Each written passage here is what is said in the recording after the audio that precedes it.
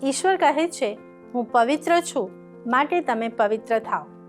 પવિત્રીકરણની પ્રક્રિયા ધીમી પ્રક્રિયા છે. તે તાત્કાલિક પરિણામ દર્શાવતી નથી. તે સતત ચાલતી પ્રક્રિયા છે. શું તમે આ પ્રક્રિયામાં આગળ વધવા માંગો છો?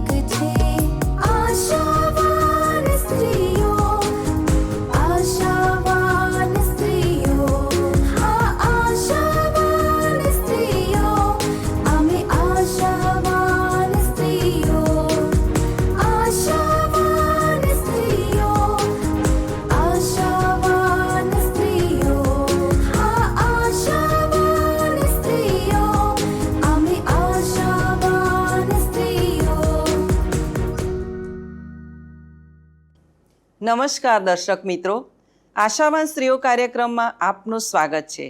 આજે ફરી એકવાર નવા વિષય સાથે અમે અહીં ઉપસ્થિત થયા છીએ.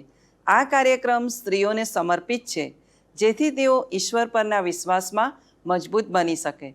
મને ખાતરી છે કે અમારું આ પ્રસારણ આપને માટે ઉપયોગી બની રહેશે. સલામ મિત્રો, આજના કાર્યક્રમમાં આપણે શીખીશું કે પવિત્ર જીવનમાં કેવી રીતે આગળ વધી શકાય. કેટલાક લોકો એવો દાવો કરે છે કે તેઓ પવિત્ર જીવન જીવવાનો પ્રયત્ન કરે છે, પણ નાની નાની બાબતોમાં તરત જ ગુસ્સો કરે છે અથવા તણાવમાં આવી જાય છે. કેટલાક લોકો સરળતાથી નકામી બાબતોમાં ખેંચાઈ જાય છે.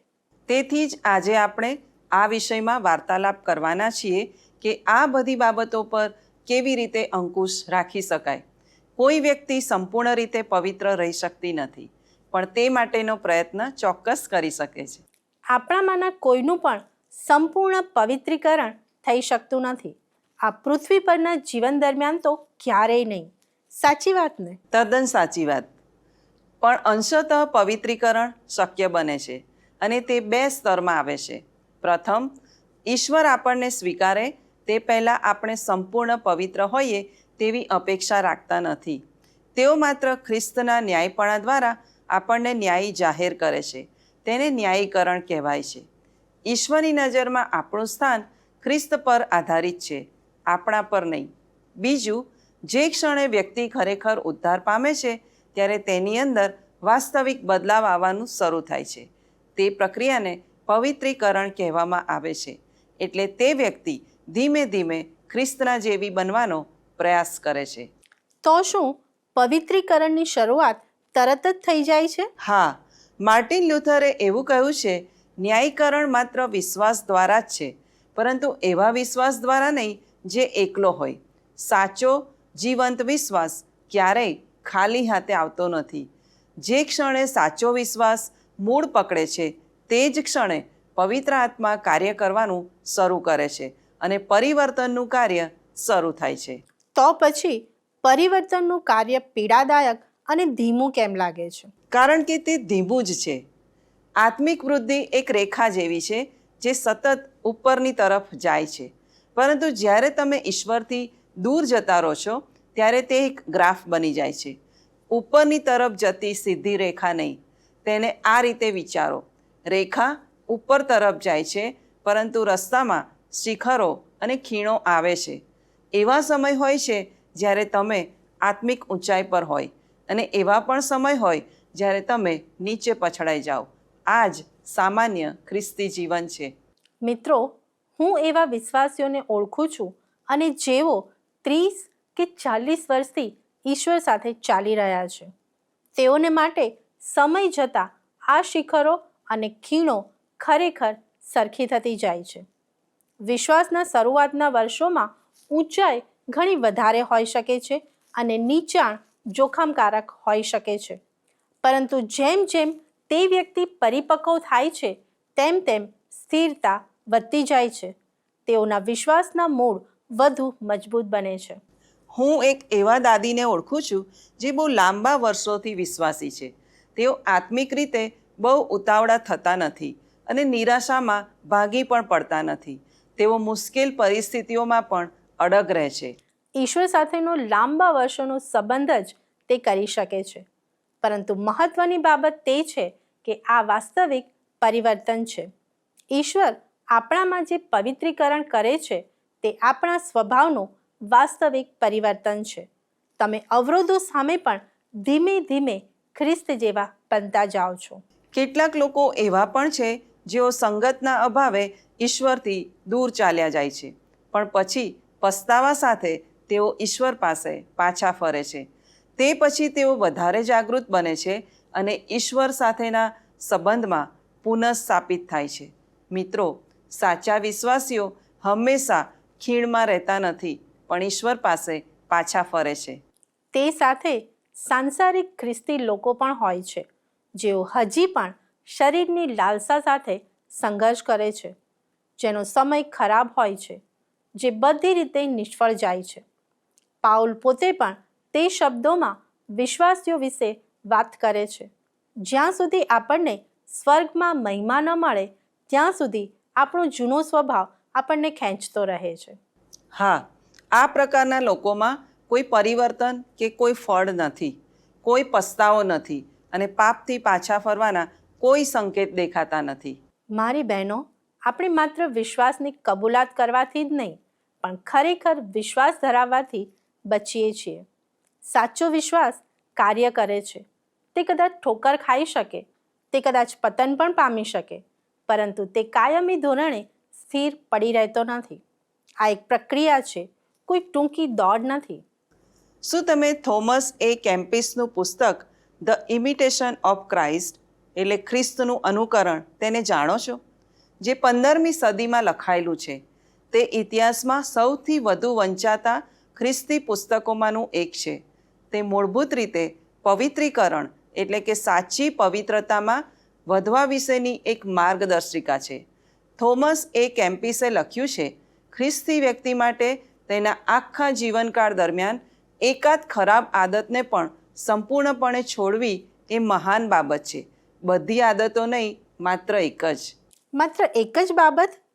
તે માણસે પવિત્રતા પાછળ આખું જીવન વિતાવ્યું અને તેમણે આવું તારણ કાઢ્યું? હા, તેમણે આવું જ તારણ કાઢ્યું. તેઓ પ્રમાણિક હતા. દરેક ગંભીર વિશ્વાસી જેઓ 20, 30 કે 40 વર્ષથી આ માર્ગ પર ચાલી રહ્યા છે, તેમના જીવનમાં એક એવી ક્ષણ આવે છે જ્યારે તેઓ અરીસા સામે ઊભા રહીને પોતાની જાતને પૂછે છે, મેં આટલા લાંબા સમય સુધી ઈસુ પર પ્રેમ કર્યો હોવા છતાં હું હજી પણ આ જ બાબત સામે કેમ લડી રહ્યો છું? પરંતુ પછી તેઓ તે દાયકાઓ પર નજર નાખે છે અને ઈશ્વરની કૃપા જોઈ શકે છે. મને લાગે છે કે પવિત્રીકરણ પણ તે પ્રકારનું કાર્ય છે. આપણા મહાન કુંભાર ઈસુ ક્યારેય તે કામ અધૂરું છોડતા નથી. સાચી વાત છે. તે એક સુંદર ચિત્ર છે. પાઉલ ફિલિપી 2:12 સ્પષ્ટ કહે છે, તેથી મારા વાલાઓ, જેમ તમે હંમેશા આધીન રહેતા હતા તેમ કેવળ મારી હાજરીમાં જ નહીં, પણ હવે વિશેષે કરીને મારી ગેરહાજરીમાં ભય તથા કંપારી સહિત તમારું તારણ સાધી લેવાને યત્ન કરો. અહીં 2 ભાગ પર ધ્યાન આપો. તમારું તારણ સાધી લો, તે તમારો ભાગ છે. તે સક્રિય અને હેતુપૂર્ણ છે. પરંતુ 13મી કલમ કહે છે, કેમ કે જે પોતાની પ્રસન્નતા પ્રમાણે તમારામાં ઈચ્છવાની તથા કરવાની પ્રેરણા કરે છે તે તો દેવ છે. ઈશ્વર તમારી સાથે જ ચાલે છે. આ બંને એકબીજાના પૂરક છે.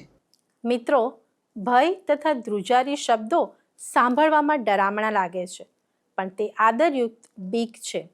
તે એ પ્રકારની ગંભીરતા છે જે એક ડૉક્ટર ઓપરેશન દરમિયાન રાખે છે અથવા એક માતા તેના બાળકને ઉછેરતી વખતે રાખે છે. તે ગભરાટ કે નિષ્ક્રિયતા નથી, પરંતુ તે સાચી ગંભીરતા, જાગૃતિ અને સાચો પ્રયત્ન છે. કારણ કે આપણે જે કરીએ છીએ તે અનંતકાળ માટે મહત્વનું છે અને તે આપણે જીવતા ઈશ્વરની સમક્ષ કરી રહ્યા છે. આપણે કાર્ય કરીએ છીએ કારણ કે ઈશ્વર કાર્ય કરી રહ્યા છે.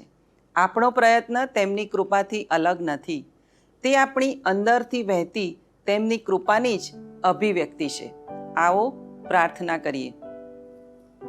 પવિત્ર ઈશ્વર પિતા, અમે પાપી છીએ અને તમારી સમક્ષ ઊભા રહેવાને લાયક નથી, પણ તમે અમને પ્રેમ કરો છો અને તમારા રક્તથી અમને ખરીદી લીધા છે અને તમારી દીકરીઓ બનાવી છે. તે માટે ખૂબ આભાર. અમને પસ્તાવિક હૃદય આપો અને દરરોજ પવિત્રીકરણની પ્રક્રિયામાં આગળ વધવા મદદ કરો. ઈસુના નામમાં માંગુ છું. આમીન.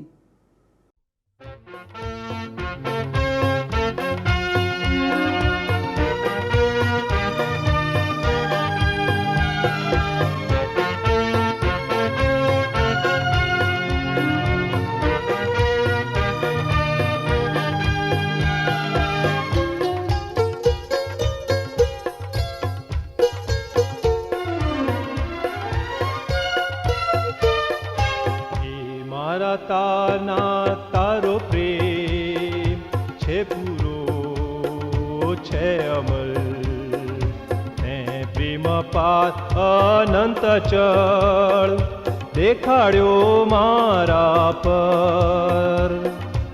એ મારા તારના તારો પ્રેમ છે પૂરો છે અમલ, પ્રેમ પાથ અનંત ચળ દેખાડ્યો મારા પર. હું મારું મન ને મારું ધન જે હોય મારી કને, ને મારો જીવ ને મનનો ભાવ સૌ સોંપું છું તને.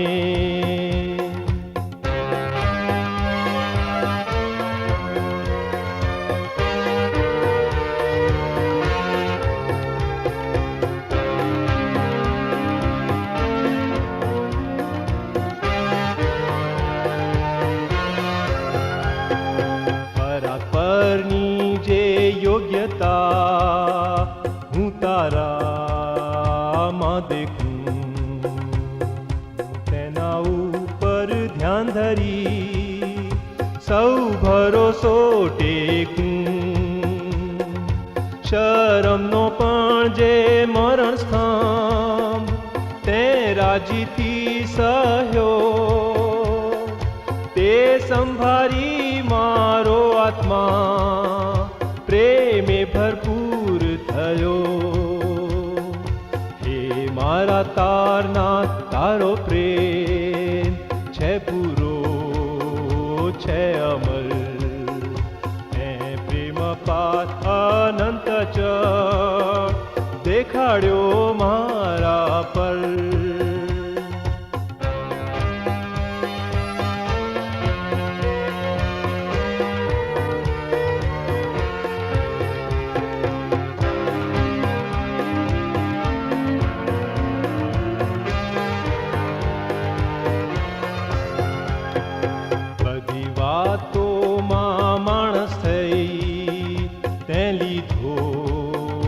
પાપનો શ્રાપ પણ એક જ વાતમાં ફેર હતો કે નહોતું તુજમાં પાપ.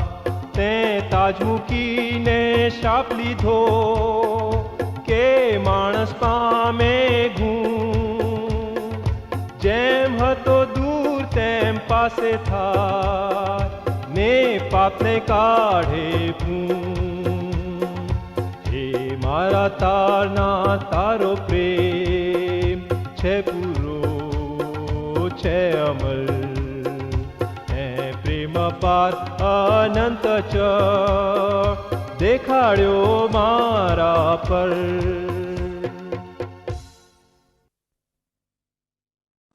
પ્રિય બહેનો, આ છે કાર્યક્રમ આશાવાન સ્ત્રીઓ. હવે પવિત્રીકરણની બાબતમાં મંડળી 4 પ્રકારની ગેરસમજમાં અટવાઈ ગઈ છે. હું તેઓના નામ આપવા માંગુ છું, કારણ કે જો તમે તેમને નામથી ઓળખશો તો જ્યારે તમે તેનો સામનો કરશો ત્યારે તમે તેને ઓળખી શકશો. પ્રથમ બાબત છે એક્ટિવિઝમ, એટલે તમારા વિશ્વાસમાં સક્રિય હોવું. તે સારું છે, પરંતુ કેપિટલ એ સાથેનું એક્ટિવિઝમ એ સ્વન્યાયીપણાનો આડંબર છે. તે કહે છે, હું મારી જાતે જ પવિત્ર બનીશ. મને કૃપાની કે આત્માની જરૂર નથી. મને મનોબળ, શિસ્ત અને વધુ સારી પદ્ધતિની જરૂર છે. તેમાં વ્યક્તિ માત્ર પ્રયત્નો દ્વારા પોતાની જાતને ખેંચે છે, નિયમો પાળે છે અને પોતાનામાં એક શાંત ગર્વ ઊભો કરે છે. મેં બરાબર આવું જ કર્યું હતું. જ્યારે હું શરૂઆતમાં વિશ્વાસુ બની ત્યારે મેં મારી આત્મિક શિસ્ત માટે પ્રાર્થના, બાઇબલ વાંચન, ઉપવાસ, નોંધ લખવી વગેરેમાં સંપૂર્ણ ધ્યાન અને સમય આપ્યો હતો. તેથી હું આત્મિક રીતે સંતોષ અનુભવતી. પણ જ્યારે હું તેમાં નિષ્ફળ જાઉં ત્યારે મને થતું કે ઈશ્વર ચોક્કસ મારાથી નિરાશ થયા હશે. તે સંપૂર્ણપણે મારી સક્રિયતા પર આધારિત બની ગયું હતું. હું માનું છું કે શિસ્ત, પ્રાર્થના, બાઇબલ વાંચન, ઉપવાસ આ બધું સારું છે. પરંતુ જ્યારે તમે તે ઈશ્વર સમક્ષ તમારી કિંમત સાબિત કરવા માટે કરો છો ત્યારે તે સ્વન્યાયીપણું બની જાય છે. આ બધી પ્રવૃત્તિઓનો હેતુ ઈશ્વર સાથેનો મેળાપ છે, કોઈ સિદ્ધિ મેળવવાનો નથી.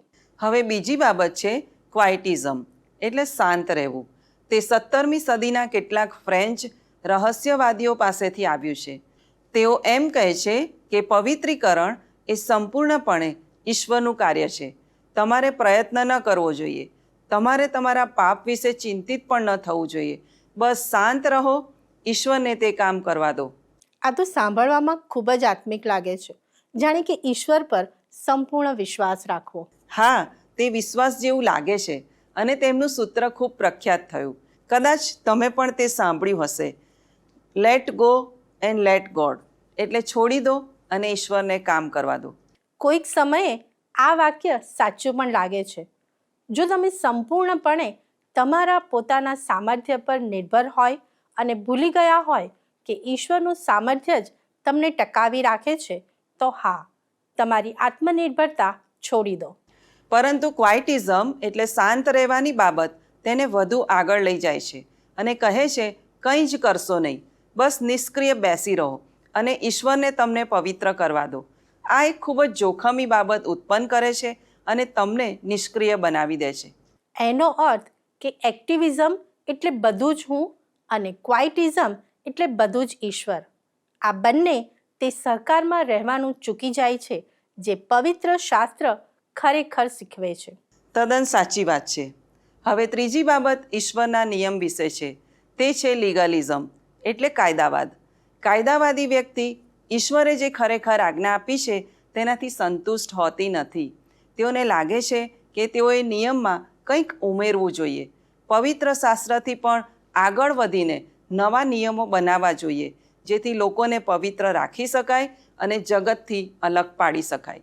આજે પણ એવા જૂથો છે જ્યાં જાત જાતના કાયદા કે નિયમોના પાલન ઉપર ભાર મૂકવામાં આવે છે, પણ ઈશ્વર પર પ્રેમ રાખવા કે લોકો પર પ્રેમ રાખવા વિશે કોઈ વાત કરતું નથી.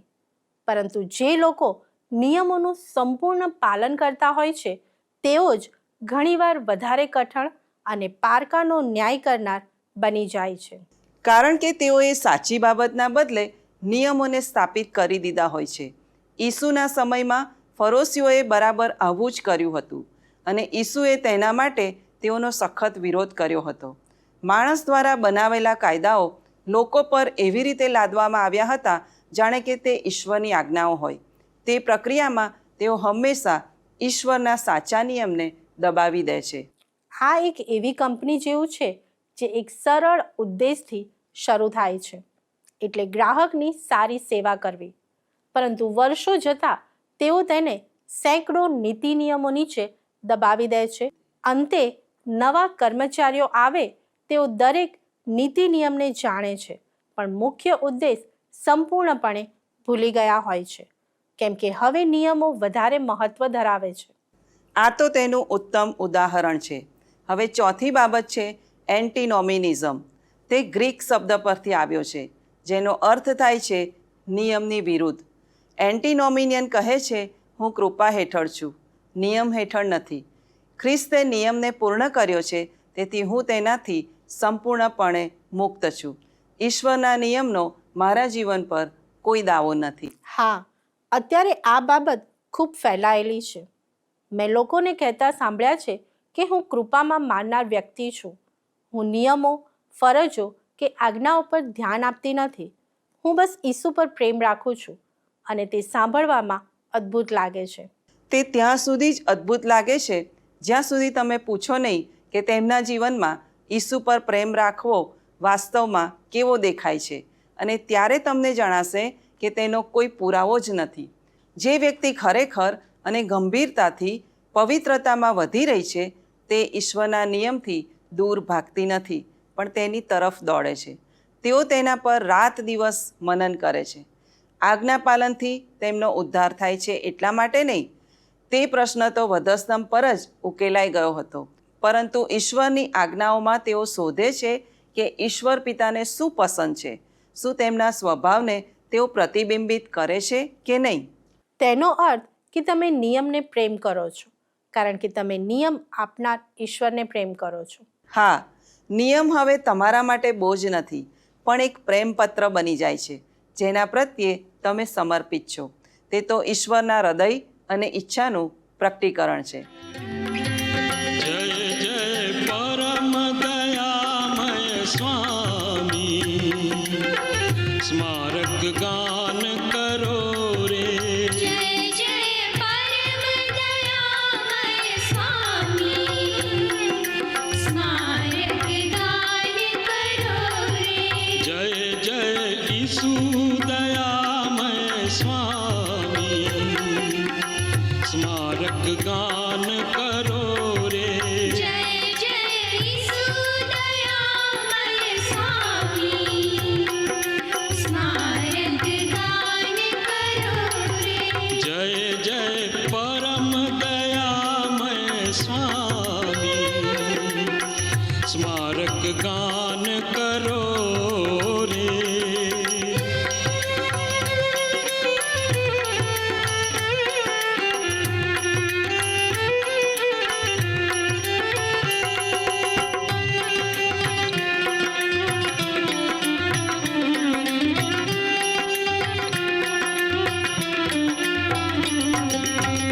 ભક્ત સમાજ નિરંતર તેને સાથ ભજો અનુરાગે. ભક્ત સમાજ નિરંતર તેને સાથ ભજો અનુરાગે.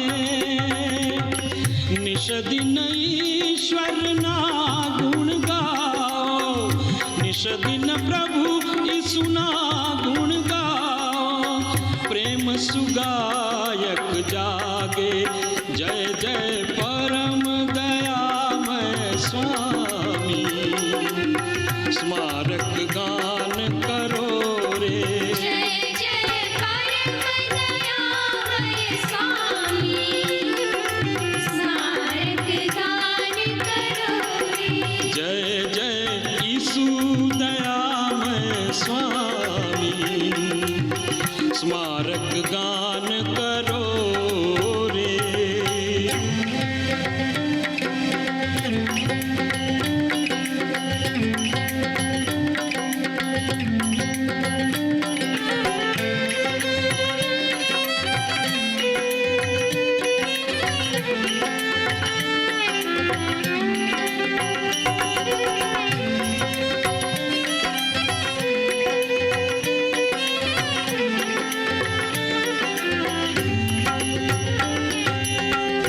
ईश्वर कृत तन जीव अमारा, अद्भुत कार्य अनुपा.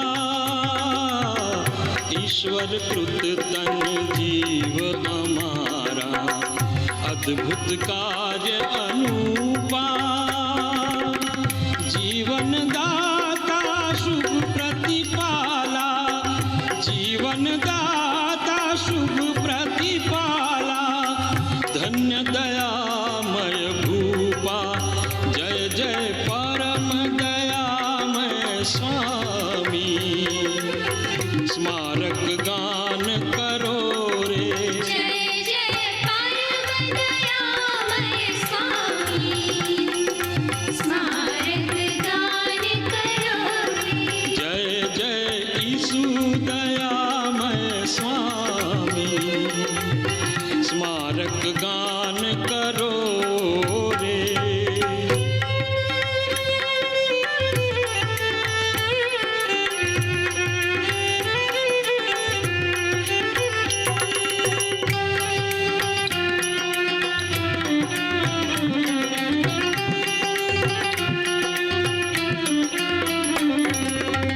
सहु जग जोग करे तुझ सेवा, शुभ शुभ साध उठावी।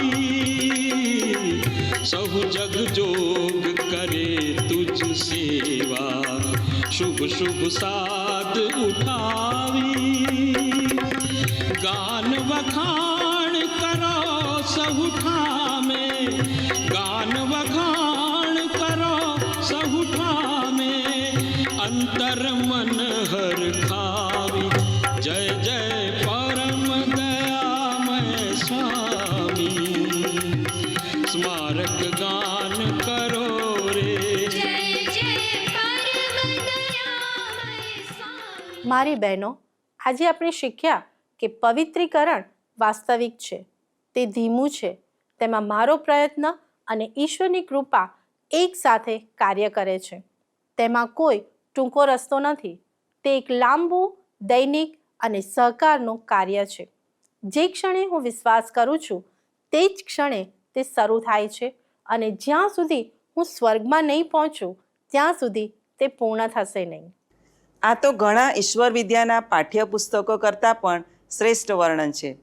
પસ્તાવો પવિત્ર આત્માનું કાર્ય છે. જ્યાં સુધી તમને તેનો અનુભવ ના થાય ત્યાં સુધી તમે તેને સમજી શકતા નથી. તદ્દન સાચી વાત છે. માત્ર આ સમજ જ આત્મિક વૃદ્ધિનો પુરાવો છે. તમારા દૈનિક સંઘર્ષમાં તમે પરિવર્તનને જોઈ શકતા નથી, પણ સમય જતાં ભૂતકાળમાં દ્રષ્ટિ કરવાથી તમે તે જોઈ શકો છો. હા, તે તો સૂર્યોદય જેવું છે. જ્યારે તમે સૂર્યોદય જોતા હોય ત્યારે તમને સૂર્ય હલતો દેખાતો નથી, પણ 20 મિનિટ માટે ત્યાંથી દૂર જાઓ અને પાછા આવો તો બધું જ બદલાઈ ગયું હોય છે. પવિત્રીકરણ પણ તેવું જ છે. કાર્ય થઈ રહ્યું છે, વિશ્વાસુપણે, શાંતિથી અને દરરોજ.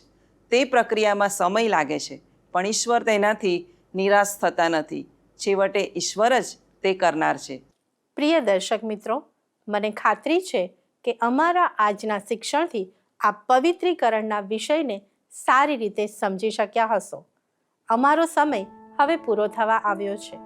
આજનું પ્રસારણ આપને કેવું લાગ્યું તે અમને જણાવશો તો અમને આનંદ થશે. આપના પ્રતિભાવો મોકલવા માટે અમારો સંપર્ક નંબર છે 94 29 37 55 12 9429375512. આ નંબર પર આપ અમને SMS, મિસ કોલ અથવા વોટ્સએપ પણ કરી શકો છો. આવતા સપ્તાહે આ જ સમયે આશાવાન સ્ત્રીઓ કાર્યક્રમમાં ફરીથી મળીશું. ઈશ્વર આપને પવિત્રીકરણની પ્રક્રિયામાં આગળ વધવા મદદ કરે એ જ પ્રાર્થના સાથે આપની વિદાય લઈએ છીએ. ધન્યવાદ. શું તમને આ કાર્યક્રમ ગમ્યો? અત્યારે જ અમને મિસ કોલ કરો.